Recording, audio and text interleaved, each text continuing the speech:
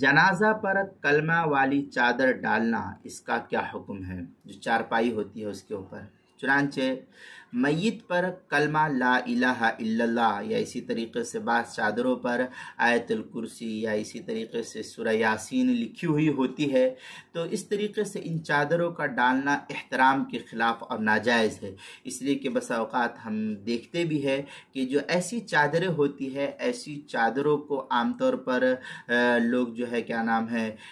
مردے کو دفن کرنے کے بعد ادھر ادھر پھینک دیتے ہیں۔ تو قرآن پاک کی آیتوں کا اور اس آیت کریمہ ہو یا اسی طریقے سے کلمہ طیبہ لکھا ہوا ہو، تو ان کلمہ طیبہ کی لکھی ہوئی چادر یا آیت کریمہ جو لکھی ہوئی رہتی ہے اس کی بے حرمتی ہوتی ہے، اس لیے ایسی چادروں کا استعمال یہ احترام کے خلاف اور ناجائز ہے۔ سادی چادر کو ڈالنے میں کوئی حرج کی بات نہیں ہے۔